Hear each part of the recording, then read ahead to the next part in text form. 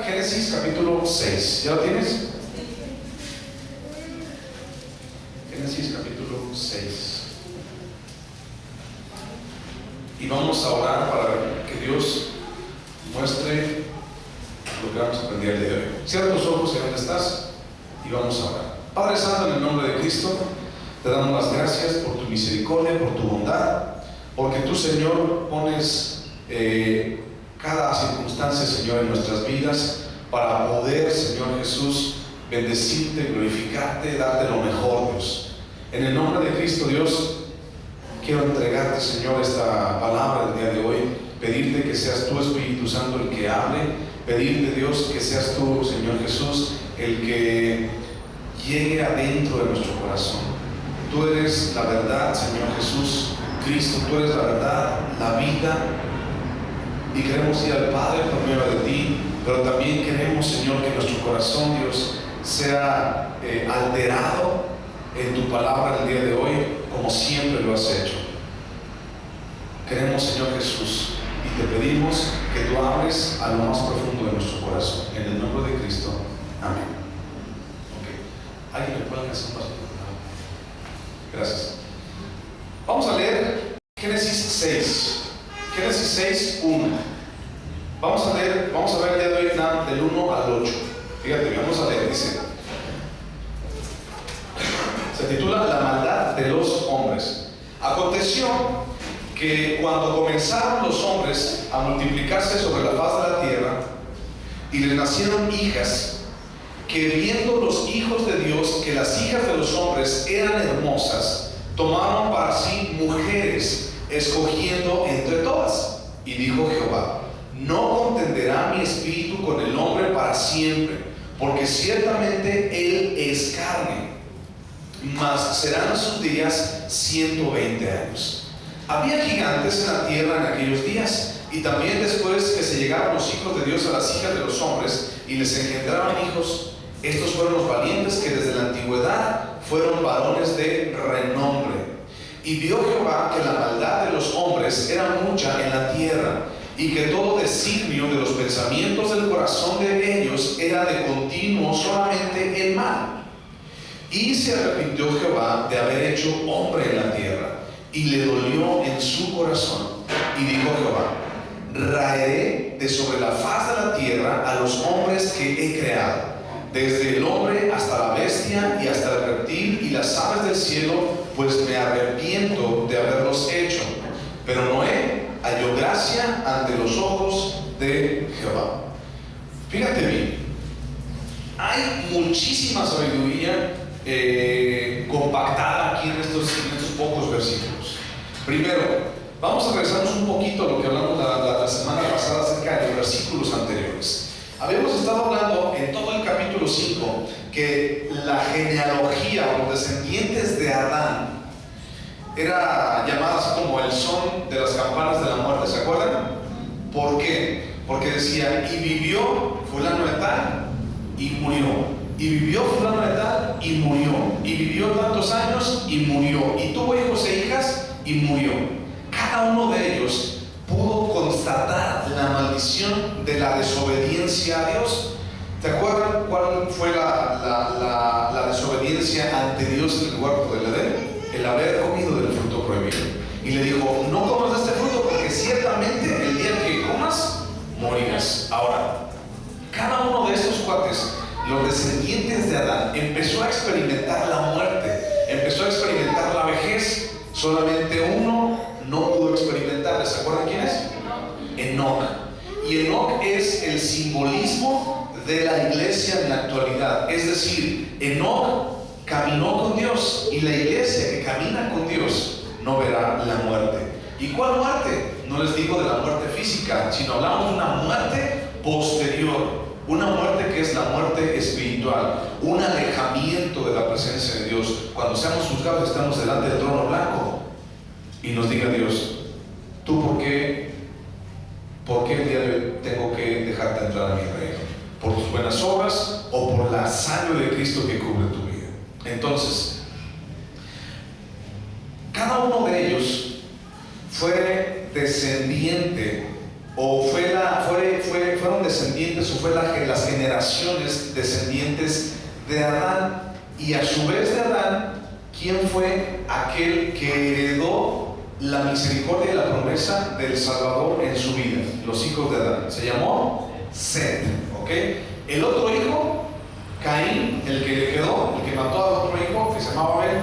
Caín, recordemos que solamente es mencionada una poca de su descendencia. Y esa poquita de su descendencia estuvo buscando el mal continuo en la tierra. Y da la casualidad que ninguno de ellos buscó ni adoró el rostro de Dios.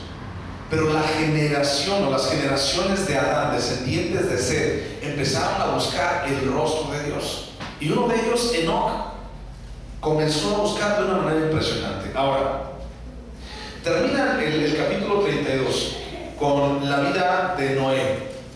Y Noé, dijimos que su significado era, ¿se acuerdan? Consuelo o nos hará descansar. Ese es el significado del nombre de Noé.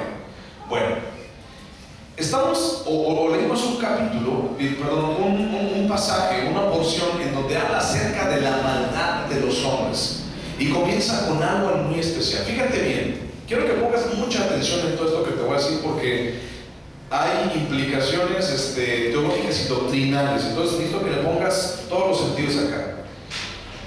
Este tema se llama la extensión del pecado. En el mundo antiguo, las civilizaciones antiguas, se contaban muy frecuentemente historias de uniones entre dioses y seres humanos, y se sostenía que la descendencia semidivina resultante poseía una energía anormal y otros poderes también consecuentemente. Hay dos interpretaciones del versículo 2. ¿Qué dice el versículo 2? Dice: viendo a los hijos de Dios que las hijas de los hombres eran hermosas, tomaron para sí mujeres, escogiendo entre todas. Hay dos versiones o dos interpretaciones acerca de este versículo. Primera pregunta: ¿quiénes eran los hijos de Dios? Los ángeles, esa es la primera. La segunda habla acerca de que los hijos de Dios eran la descendencia de Set. Ahorita voy a explicar parte por parte, fíjate bien. La primera es que precisamente los hijos de Dios eran ángeles que habían dejado su esfera apropiada y se habían casado con las mujeres del mundo, un desorden sexual y moral de lo más detestable para Dios. ¿Okay? Vamos a buscar Job 1:6. Te voy a dar la primera interpretación. La primera interpretación dice que los hijos de Dios eran ángeles. No le pierdas el dedo ahí a Génesis. Vamos a leer Job 1:6.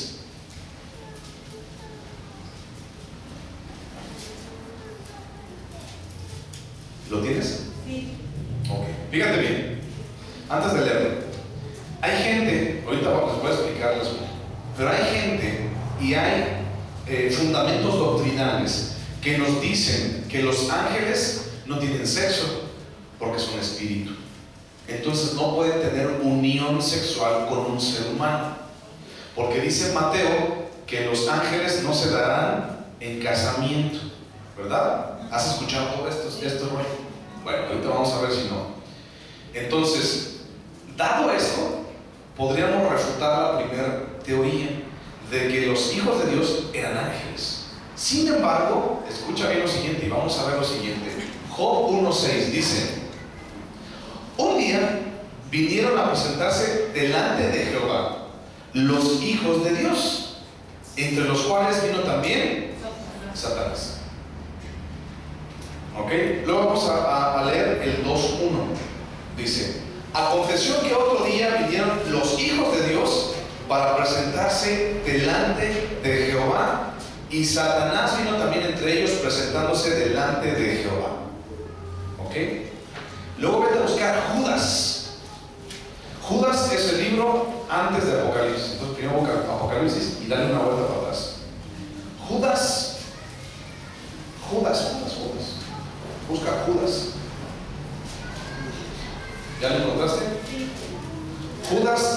versículo 6, porque ahí no hay capítulos. Judas, versículo 6. Dice, voy a leer desde el 5, dice: mas quiero recordaros, ya que una vez lo habéis sabido, que el Señor, habiendo salvado al pueblo, sacándolo de Egipto, después destruyó a los que no creyeron. Y luego dice, fíjate bien, y a los ángeles que no guardaron su dignidad, sino que abandonaron su propia morada, los ha guardado bajo obscuridad, en prisiones eternas, para el juicio del gran día. Hasta ahí. Primera teoría: los ángeles, los hijos de Dios mencionados en Génesis 6:2 eran ángeles, y estos ángeles bajaron del lugar en el que estaban, en la presencia de Dios, y tuvieron relaciones con las hijas de los hombres. Las empezaron a ver y tuvieron relaciones con ellas, y de ahí empezaron a nacer los siguientes versículos. Empezaron a nacer personas las cuales tenían poderes sobrenaturales, especiales más que todos los demás seres humanos. La expresión los hijos de Dios es fíjate bien, es una expresión semita común, es decir, una expresión judía muy común, referente a los ángeles y no a los hombres. Es decir, cuando hubo la creación y empezaron la descendencia de Adán y de Eva a poblar la tierra y a multiplicarse, empezaron a nacer tanto varones como también mujeres. Si es cierto que bueno, pensar y te quiero poner a pensar, si es cierto que los ángeles no tienen sexo alguno, ni género alguno, ¿por qué siempre se le hace referencia a los ángeles como hombres, como cara de hombre, varón? Hay muchas referencias de gente que ha visto ángeles, libros que se han escrito, inclusive yo creo que hasta tú lo has visto, cuando se aparece a un ángel, el mismo ángel que se le apareció a María tenía un aspecto de varón. Cuando visitaron algunos ángeles, por ejemplo a Abraham, eran varones. Cuando llegaron unos ángeles a Sodoma y Gomorra para advertir a Lot, tenían aspecto de varones. ¿Ok? Quiero ponerte a pensar. Ahora, esa expresión de los hijos de Dios, una expresión en el hebreo antiguo, hace constar que se refiere a ángeles y no a los hijos de Dios como tú y como yo. Es de alguna u otra manera para ti, para mí, muy descabellado pensar que un ángel venga, baje y tenga relaciones con una mujer y le nazca un hijo de esa unión sexual, porque se supone que los ángeles son seres espirituales. Ahora, fíjate bien, vete a buscar Mateo 22:30. Mateo 22:30. Pídele a Dios que te dé discernimiento de esto. ¿Okay? Mateo 22:30.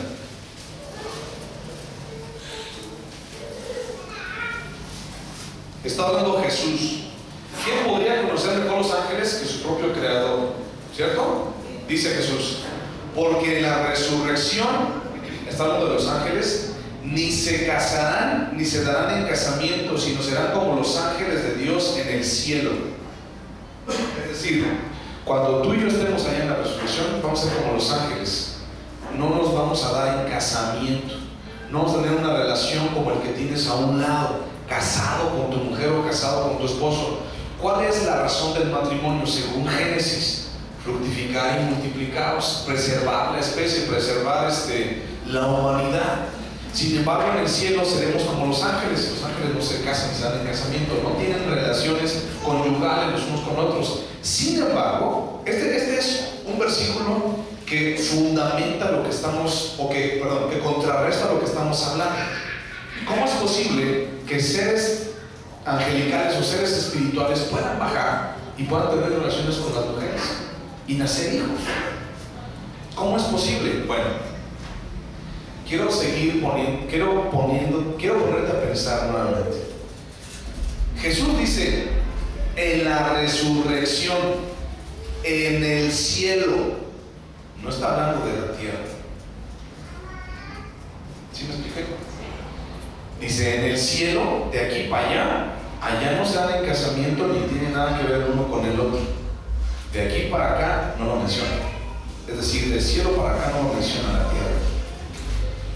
Hay una objeción en cuanto a esto, en cuanto a esta teoría acerca de que si los ángeles bajaron o no bajaron y tuvieron relaciones con las hijas de los hombres. Y es precisamente esto lo que dice Jesús.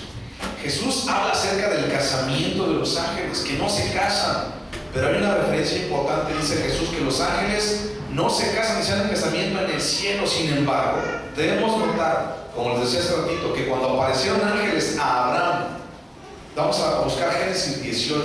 Búsquete a Génesis 18. Espero no revolverte. Génesis 18. Vamos a leer. Cuando se les aparecieron estos ángeles a Abraham, fíjate bien. Génesis 18:1. ¿Lo tienes? Dice: después le apareció Jehová en el encinar a Abraham de Mamre, sentado a la puerta de su tienda en el calor del día, y alzó sus ojos y miró, y he aquí 3 varones que estaban junto a él.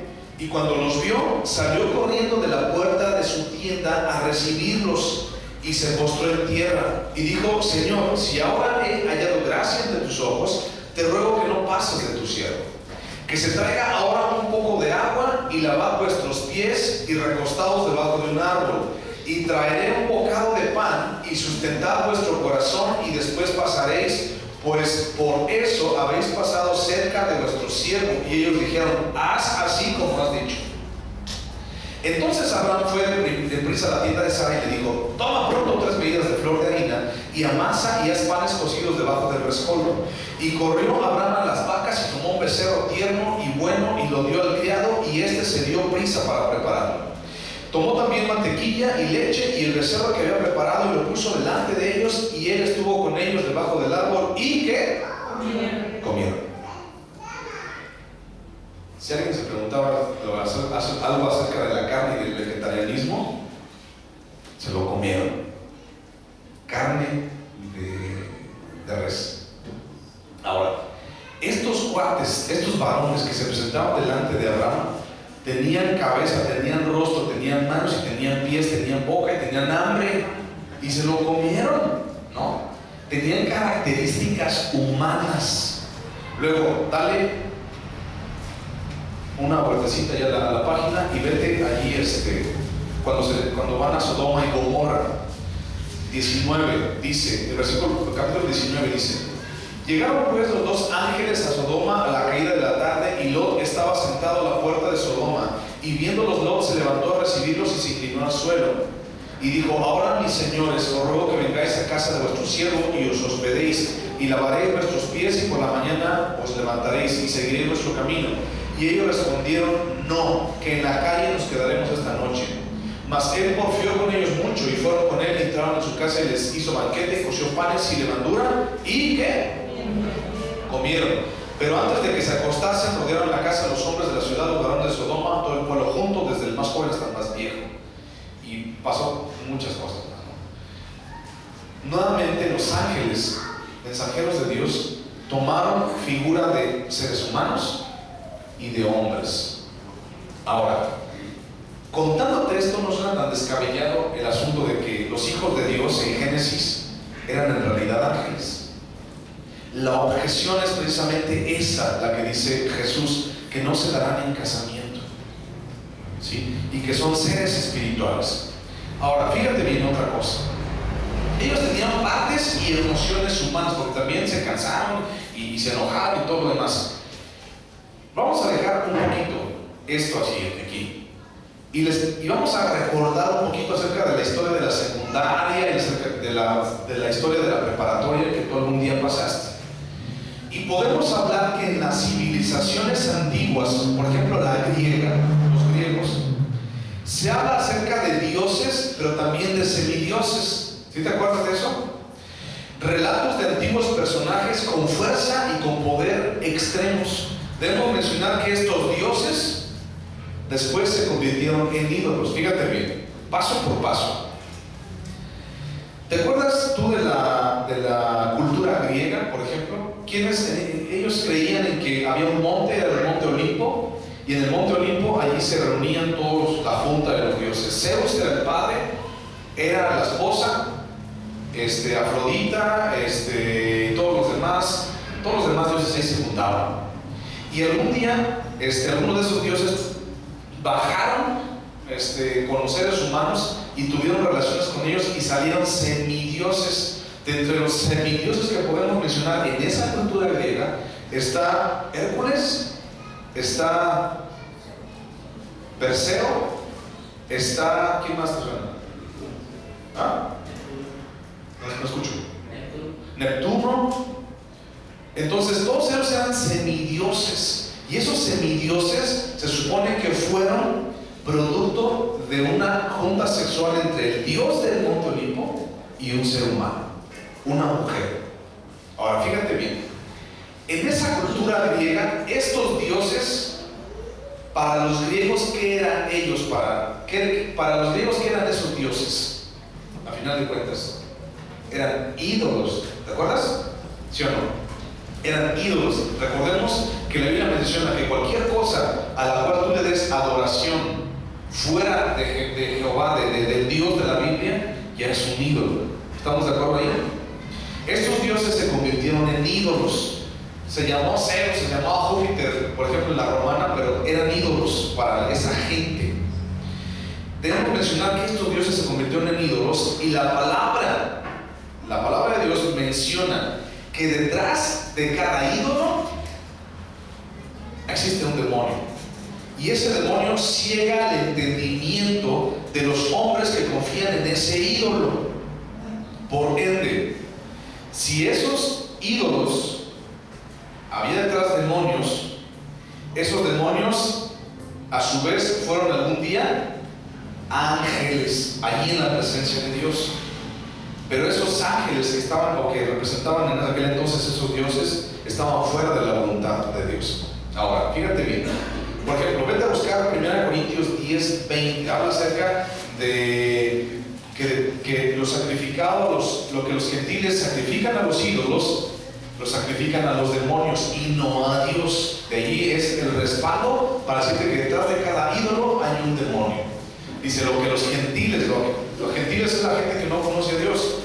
Los gentiles sacrifican a los ídolos, los sacrifican a los demonios, no a Dios.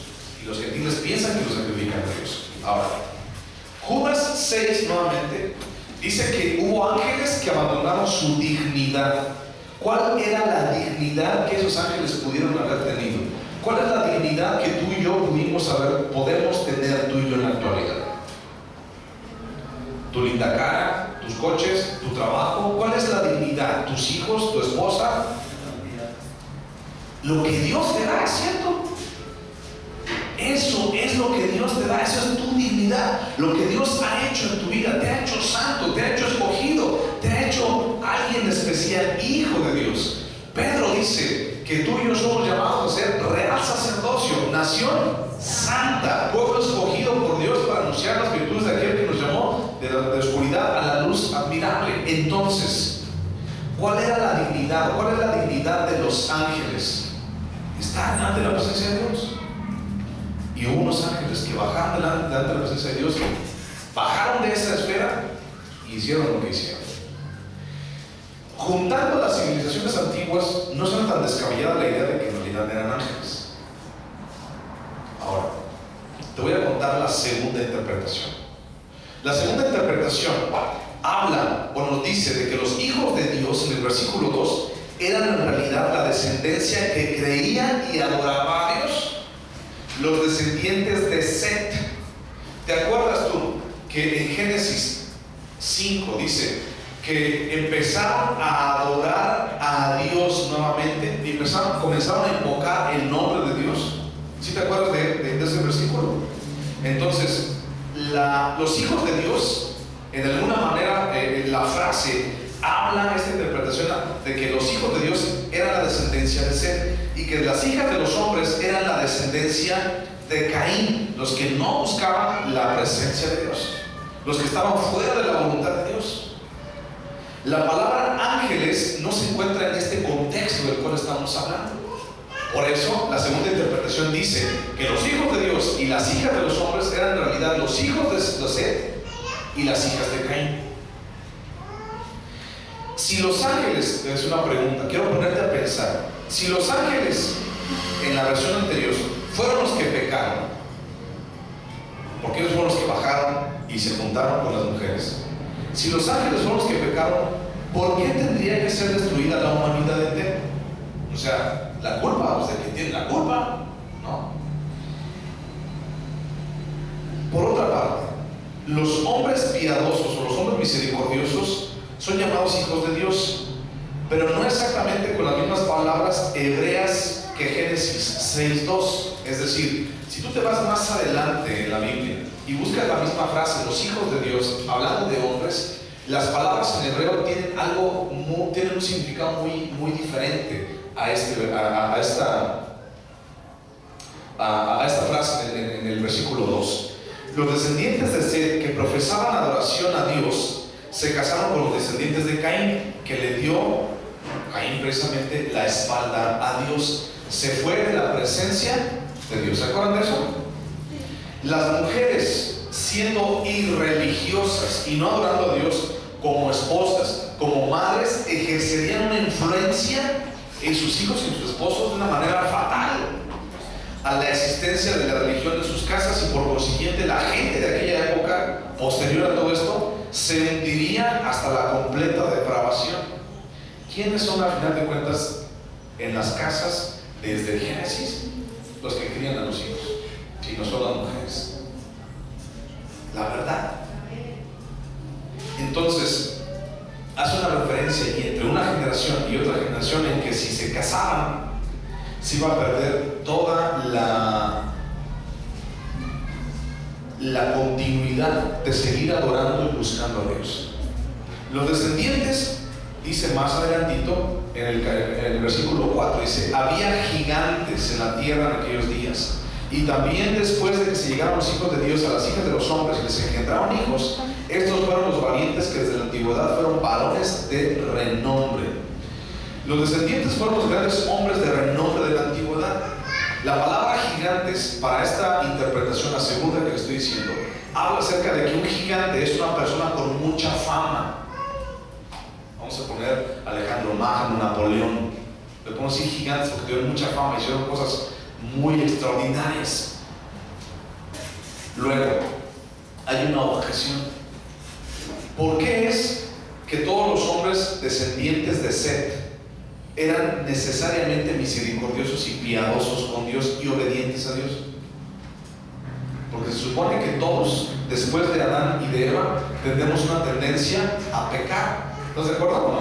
Dice Romanos que no hay justo ni uno, no hay quien busque a Dios. Luego, ¿por qué es que de ninguna manera las mujeres descendientes de Caín eran piadosas o obedientes a Dios? ¿Tampoco no había ni siquiera una descendiente de Caín que buscara a Dios? Esa es otra. Te pongo a pensar. Además, tampoco hay ninguna indicación de que el linaje de Set se mantuvo siempre con Dios. Y si esto hubiera pasado, ¿por qué los iban a destruir a todos? Entonces, en resumen, ¿cuál es la teoría o la interpretación válida, la que tú y yo necesitamos creer? Puntos suspensivos, 1, 2, 3. La que Dios te diga. Yo tengo la mía, no te la voy a decir. Tú pídele a Dios que Dios te diga cuál es la interpretación que necesitas tú creer. Porque las dos son válidas. Porque hay fundamentos para las dos. ¿Ok? Yo tengo la mía. No te la voy a decir ahorita. Pídele a Dios que Dios te dé la sabiduría para entenderlo. Sigamos. Versículo 3. Fíjate bien lo que dice el versículo 3. Dice: y dijo Jehová, escucha y pon atención bien a este. Dijo Jehová: no contenderá mi espíritu con el hombre para siempre, porque ciertamente él es carne, mas serán sus días, ¿cuánto? 120 años. Yo les he dicho y les he hablado durante mucho tiempo que las palabras en la Biblia, cuando habla acerca de espíritu o de Dios, que no comiencen con mayúsculas, no tienen un origen divino, es decir, no habla de Dios. ¿Cierto o falso? Se los he dicho. Cuando es en la Biblia, cuando es con minúscula, está hablando acerca del espíritu de un hombre o del espíritu de un animal. Cuando habla Dios con una D minúscula, es un ídolo, es un demonio. ¿Están de acuerdo? Cuando tiene una D mayúscula, habla de Dios, del Creador. Cuando tiene una E mayúscula, habla del Espíritu Santo, del Espíritu de Dios. ¿Estamos ahí? ¿De acuerdo? ¿De acuerdo? ¿Sí? Entonces quiero preguntar, ¿por qué dice el versículo 3? No contenderá mi espíritu con el hombre, dijo Jehová. Y adivina qué, espíritu viene con E minúscula. ¿No te has puesto a pensar en eso? Dice Jehová, no contenderá mi espíritu con el hombre. ¿Y por qué viene con minúscula? ¿Que el espíritu de Dios no debería estar ahí con mayúscula? Dirías tú, se equivocaron. Vamos a hablarle a la Sociedad Bíblica Unida para que le cambie, ¿no? ¿Alguna vez te has puesto a pensar en eso? Fíjate bien, ahí les va. La palabra espíritu, hay que irnos al original hebreo. ¿Cómo se le llama a los primeros 5 libros de la Biblia? ¿Te acuerdas? Pentateuco. Pero para los hebreos o para los judíos, ¿cómo le llaman ellos? La Torá, ¿cierto? ¿Se acuerdan de eso? La Torá, los libros de la ley. Tenemos que irnos a la Torá, a los libros de la ley, al Pentateuco original, al hebreo original, para ver cuál es la palabra en hebreo para la palabra espíritu que nos traduce la Reina Valera. Fíjate bien, la palabra para espíritu en este versículo en especial es la palabra ruach en hebreo, y esta palabra quiere decir viento, soplo o aliento. La palabra ruach, eso es en hebreo. Génesis 6:3. Te voy a leer la versión que viene en la Torá, así tal cual traducida del hebreo al español. Dice así, de la siguiente manera: entonces dijo Adonai, no permanecerá mi espíritu en el hombre para siempre, porque no es más que carne. ¿Te acuerdas cuál es la característica importante o la cual te hace diferente entre tú y los animales? ¿Qué fue lo que hizo Dios cuando te hizo imagen y semejanza de Él? Te dio ¿qué? Aliento de vida. Somos los únicos, la única creación que tiene aliento de vida de la boca de Dios. ¿Cuánto hasta aquel entonces vivían los seres humanos? ¿Cuánto tiempo vivían? 800, 900 años. ¿Cuánto vivió Matusalén? 969 años. ¿Ok? Vivían muchísimo tiempo. Ahora, hasta ese momento la gente vivía mucho tiempo. Dios, escucha esto, quitaría el hálito de vida que permanece en los hombres para darnos vida. Eso es lo que Dios sopló en nuestra nariz. Y no lo dejaría por mucho tiempo, sino por solamente ¿cuánto? 120 años en promedio. Porque vio Jehová que la maldad era mucha. Y si no hacía esto, la maldad sobrepasaría los límites de una manera especial, de una manera mega, super, hiper grandísima. Catástrofe de pecado iba a pasar en la faz de la tierra si el espíritu, el aliento de vida de Dios permanecía por tanto tiempo en los hombres. Entonces dijo Dios, voy a permitir que nada más vivan 120 años. ¿Qué fue lo que pasó entonces en aquel momento? ¿Cómo fue que Dios hizo que los hombres vivieran menos tiempo, o tuvieran menos edad, se murieran más rápido? ¿Se acuerdan? Vamos a regresar a los capítulos, al capítulo primero. Dice, en el capítulo 1:7 dice, e hizo Dios la expansión, y separó las aguas que estaban debajo de la expansión de las aguas que estaban sobre la expansión, y fue así. ¿Se acuerdan de esa predicación? ¿Cómo Dios separó? Se supone que había agua alrededor de la el agua de las aguas. Y hay un agua que está rodeando o cubriendo la tierra, que son los mares y el río, lo que conocemos. Pero encima había como un espejo bruñido, esa es la palabra. Un espejo como extendido a golpes. Era como un espejo de agua, una capa grande de agua, gruesa de agua. Y Dios separó las aguas de las aguas, y en medio de aquí vivimos nosotros. ¿Qué era lo que esta capa alrededor de la tierra no dejaba pasar en aquel entonces? Los rayos cósmicos, ultravioleta, rayos gamma, rayos neutrinos y todo lo demás, lo que a ti y a mí nos saca las patas de gallo, las arrugas, y nos hace que seamos más viejitos. Entonces, Dios tuvo que quitar esa capa con la cual permitía que los seres humanos vivieran más tiempo. ¿Adivina cómo la quitó? Antes no llovía, ¿cierto o falso? Solamente subía un vapor de la tierra que regaba toda la faz de la tierra.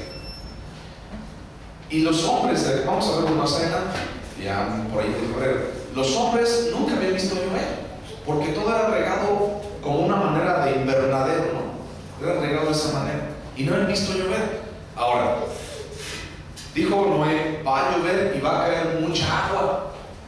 ¿De dónde agarró Dios tanta agua? Pues de la capa que estaba ahí arriba. Mató un chorro de pájaros con un solo tiro. Fíjate bien, los hizo vivir menos tiempo, quitando esa capa, 120 años nada más. 2, hizo un simbolismo de la salvación con el arca de Noé. Vamos a ver más adelante. Con el arca de Noé.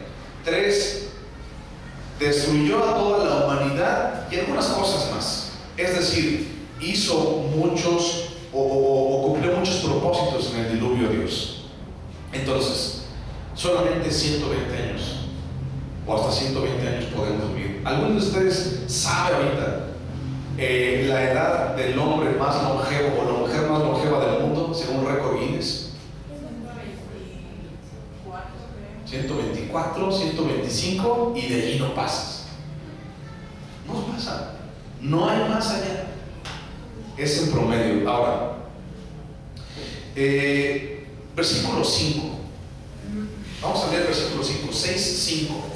Y vio Jehová que la maldad de los hombres era mucha en la tierra, y que todo designio de los pensamientos del corazón de ellos era de continuo solamente el mal. Es decir, empezó a ver Dios que toda la gente se volteaba para otro lado menos Dios. Les comento nuevamente, Romanos dice que no hay justo ni uno, no hay quien busque a Dios, porque todos buscamos lo nuestro propio, lo de nosotros, lo que queremos para nosotros. Somos egoístas, tendemos a hacer el mal. Decía Pablo, ay de mí, ¿quién me puede librar de este cuerpo de maldad que solamente busca hacer lo malo? ¿Se acuerdan lo que decía Pablo? Bueno, ahora fíjate bien. Versículo 6. Vamos a estudiar, ay, se me va el tiempo. Vamos a estudiar otra cosita bien importante. Dice el versículo 6: y se arrepintió Jehová de haber hecho hombre en la tierra, y le dolió en su corazón. 7. Y dijo Jehová, raeré sobre la faz de la tierra a los hombres que he creado, desde el hombre hasta la bestia y hasta el reptil y las aves del cielo, pues me arrepiento de haberlos creado. Antes que me diga otra cosa, vete a buscar Números 23, 19. Números 23, 19. ¿Le pago o recibo? ¿O aquí le dejamos? Números 23, 19. Está bien interesante, ¿cierto? Números 23, 19. ¿Qué dice? Dice, Dios no es hombre para que mienta, ni hijo de hombre para que se arrepienta. Luego vete a buscar Malaquías 3:6. Malaquías 3:6. Está antes del Nuevo Testamento. Malaquías 3:6. ¿Lo tienes? Dice, porque yo Jehová no cambio. Lo que Dios te dice, lo cumple. Yo te puedo decir a ti, a cada uno de ustedes, hermanos, el día de mañana se vienen todos a las 10 de la mañana porque les voy a dar $1,000 a cada uno de año nuevo. Yo te lo puedo decir, pero ¿sabes qué? Yo te puedo mentir porque soy hijo de hombre. Y si los tengo, si los llegara a tener, me puedo arrepentir. ¿Sabes qué? Como no vivo aquí, no te abrí nunca, ¿no? Me puedo arrepentir de dártelos. Pero cuando Dios te dice que va a hacer algo, lo cumple. Porque Dios no es hombre para que mienta, ni hijo de hombre para que se arrepienta, que te diga hoy sí y mañana siempre no. Dios es el mismo ayer, hoy y por los siglos. Yo soy Jehová y no cambio. ¿Estás de acuerdo en eso? Yo he confiado mucho tiempo en eso. Entonces, ¿por qué, pastor, me dices en Génesis 6 que Dios se arrepintió? En realidad Dios se arrepintió. En realidad Dios se arrepintió de haber hecho al hombre. ¿No estás preguntando eso? Pon atención bien a esto, porque de allí la gente que de repente no sabe la Biblia se agarra de estos y dice: tu Biblia es contrarísima. Entonces, subráyalos y pones allí anotaciones, porque después vas a estar hablando por teléfono: pastor, ¿qué dijo? ¿Que quiere arrepentirse? Que no sé qué. Apúntalos. Son versículos claves. Fíjate, nuevamente necesitamos ir a la fuente principal, al original, la Torah. Vamos a ir a la Torah, y la Torah dice que le pesó a Dios en su corazón, se indignó Dios en su corazón. Es muy diferente. Le pesó y arrepintió, le pesó a arrepintió, y le pesó o le dolió a indignarse en su corazón. El arrepentimiento, esta palabra famosa que te ha causado muchas piedras en el zapato, yo lo sé, no indica un cambio arbitrario de mentalidad. Dios sigue siendo el mismo ayer y siempre. ¿A poco tú no crees que cuando Dios hizo a Adán y a Eva no iba a saber que ellos iban a pecar? Si Dios no sabía, entonces pues no es Dios, y vamos a echar una nieve allá en el jardín. ¿Quién has dicho? Vamos a echar una nieve en el jardín, porque entonces no es Dios. Si Dios no sabía lo que iba a pasar con Adán y Eva al ponerlos en el huerto de Edén y pecar después, entonces pues no es Dios. Si Dios no sabía la maldad que iba a pasar, ya sean hijos de Seth, hijos de Caín o ángeles, si Dios no lo sabía, entonces ¿para qué los hizo? Dios lo sabía todo. Dios sabe lo que está pasando en tu vida en este momento. Dios sabe qué es tu pecado en este momento específico. Dios sabe con lo que estás batallando. Dios sabe que el día de hoy hiciste esto. Dios sabe que ayer en la noche hiciste aquello. Dios lo sabe. ¿Te pides cuentas? De Dios no. Dios lo sabe. Y Dios sabía que estos hombres, estas mujeres, iban a regarla catastróficamente. Sin embargo, los creó. E hizo el hombre y a la mujer conforme a su imagen y a su semejanza. Varón y hembra los creó. Y coronaron la creación. ¿De acuerdo hasta aquí? Ahora, la palabra arrepentirse en el original hebreo es la siguiente. Se lee como nakam. Nakam es en hebreo, es esa palabra para arrepentirse. Y esa palabra significa, para el español, respirar fuerte, suspirar o lamentarse. Vamos a cambiarle esa palabra. Y, el versículo 6, y respiró fuerte y se lamentó Dios de haber hecho el hombre en la tierra. ¿Ya te fijaste la diferencia? Vete al original, que nadie te cuente. Vete al original, y el original dice respiró fuerte. ¿Alguna vez tú has respirado fuerte?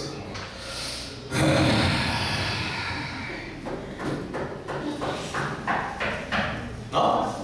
¿Alguna vez te has lamentado por algo? Eso es lo que pasó Dios. Respiró fuerte así como, y le dolió en su corazón haber hecho al hombre, porque le hizo mal, porque sabía lo que iba a pasar. Es decir, no cambió de parecer. ¿Para qué los hice? Que no sé. No, sino le dolió y dijo: no puede ser. Como cuando tus hijos, ¿no? Tú dices, mijo, no te subas hacia algo porque te vas a caer. Y el chiquillo, sí, papá. Mijo, no se suba hacia algo porque se va a caer. Sí, papá. Hijo, no corras con ese envase de Coca-Cola porque se te va a romper. Yo le dije, papá, sí, papá. Y tengo una aguilota aquí y me salió la sangre por acá y todo. Dije, sí, papá. Y adivina qué dices tú cuando pasa eso. Así como que, ay, mi vida. Bueno, está bien, vete para acá. ¿Y qué pasa después? Te cura y te levanta. Pero no deja de respirar fuerte. Y respirar te cierra nunca. Ay, hijo de mi vida, ¿no? Ahora, fíjate bien. Ya voy a terminar. Este arrepentimiento de Dios no indica un cambio de actitud, sino una diferencia de comportamiento. Es la reacción de Dios en contra del pecado, porque Dios es santo. Lo acabamos de cantar, abre mis ojos, oh Cristo. Santo, santo, santo. Dios es santo. Y sabes tú que Dios no soporta la maldad y el pecado. ¿Cuánto le dolió a Dios en su corazón haber visto tanta maldad? Que los ángeles, que los descendientes de Seth, que los de Caín hubieran hecho tanta maldad en el mundo. ¿Cuánto no le dolió? Ya voy a terminar con esta palabra. La palabra dolor en hebreo es una palabra que se traduce como atzab. Atzab. Y esa palabra, escucha bien, para la oreja. Esa palabra se traduce al español como dañar, como doler, como herir, como pesar. Literalmente la palabra atzab tiene la raíz de tallar. Como cuando te caes y te caes de codos y te tallas todos los codos, tallar. O cuando vas en la bicicleta y listo, vamos a estar fuerte y te vas y todas las rodillas se te quedan en el pavimento. Dejas una rayita roja. Tallar, esa es la raíz de la palabra le dolió en su corazón. ¿Sabes? ¿Alguna vez tú has tenido una herida abierta? Así como que la pielcita esta se te abre así. ¿Y alguna vez has intentado tocarte así? ¿No? O cuando te cortas y te llevan con la señora que según es enfermera, ¿no? Y te cortas el pie o te cortas la mano y vas con la chonita porque el centro de salud te queda muy lejos, entonces vas y la señora te agarra de una saña y te dice no te vayas a mover y te pone alcohol y te restriega y te dice me duele, pues aguante, ¿para qué andamos de desobediente? Y te empieza a limpiar la herida y te empieza a callar y te empieza a sacar toda la mugre y toda, porque aparte que es en la tierra, te quita toda la tierra y todo lo que traes adentro. Y si ya se te infectó porque la escondiste para que tu hermano te pegara, te tienen que apretar para sacarte la pus, ¿sí o no? Cuando yo no hice caso a mi papá de que no corriera con un envase en la mano, así me fue. Me agarró mi abuelo y no me puso agüita oxigenada. El limón más amarillo y más grandote lo agarró y yo le sacaba la mano, pero me la puso. ¿Sabes cuánto duele? Duele mucho. Pero los dos días no tenía nada. Pues me quemó toda la piel. Bueno, el asunto es, imagínate lo siguiente.